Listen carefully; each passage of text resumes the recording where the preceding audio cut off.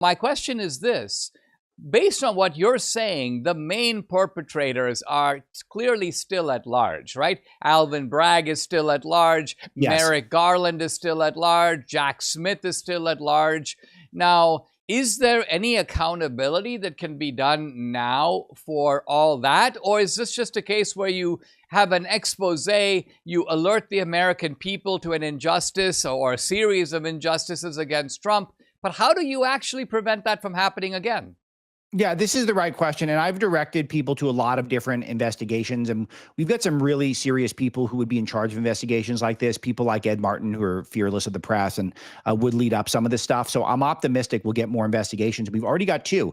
Investigation of Jack Smith, which, as I laid out, the guy had an unconstitutional job for 18 months to harass the front runner of the opposition party. His wife made documentaries about Michelle Obama, Dinesh. I mean, that's where he's coming from. And he got to investigate Trump for 18 months in a fake job. That should be investigated. And it is.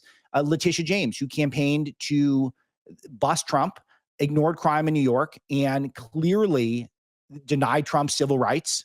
This is what is known as a conspiracy against rights in the legal world. She should be looked into for that, and she is. So we're seeing the investigations take place. There needs to be a half a dozen more, and I lay them out in the book. I have some teasers at Breitbart.com for people who would like to see where I think the investigation should go next. But yes, they need to start, and they are starting. So I'm actually optimistic here that maybe for once we could actually see some results from investigators. But your note of, I guess, light cynicism, which I share, which is that these people don't end up getting held to account. They all end up running free. They all end up getting contributorships on cable news. Well, I do think that there is one long-term solution here. We just have to win every election. There's too many liberals on the bench, and the way to get them out is to win every election. Every judge election, we've got to get involved. And then we need to hold our elected leaders to account so that we're appointing the most conservative people possible, so that there aren't these types of liberal judges who are clearly activists, who are on the bench, who are trying to do us political harm, the way they did to President Trump and the way they almost deprived us of our right to vote in 2024. One heartening thing that I do see, Alex, is that in the past, and we're seeing the media try the same tactic now, but it's not working. Their tactic now is to say, and this is like Ken Delaney at NBC, that the Republicans are politicizing the judiciary. The Republicans are weaponizing the government against Democrats. Now, this is so out there and coming after everything that Biden and Harris did. It's so laughable. And yet, in an earlier era, I think you know and I know that Republicans would be like, well, we stand duly chastised. We should not be like the Democrats. We're better than they are. We have to act on principle. I think that we've learned that the most effective way to stop this gangsterization of the left is to give them a taste of their own medicine. That is a temperamental shift, and I think on the balance, a very needed one. Oh, we are in exactly the same place here, and this is such a great moment for this, because we have every benefit of every argument here. We can say that, well, it's tit for tat. They did this to us.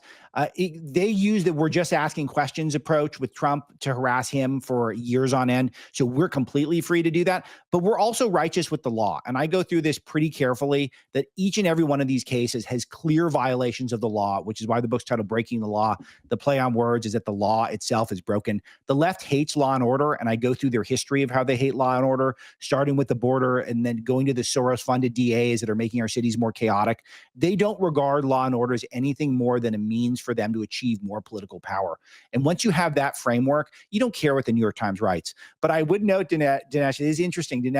There's been two major pieces in the New York Times since the book came out accusing the Trump DOJ of politicizing things on their own behalf, which is completely ridiculous if you've been in the headspace I've been in the last year and a half, seeing each and every one of these cases get politicized to try to eliminate their top political competitor. Guys, a timely and important book from our friend Alex Marlow. It's called Breaking the Law, Exposing the Weaponization of America's Legal System Against Donald Trump. Follow Alex on X at Alex Marlow, the website alexmarlow.com. Check out the book. And Alex, thank you very much for joining me. Dinesh, you're the best. I appreciate you so much.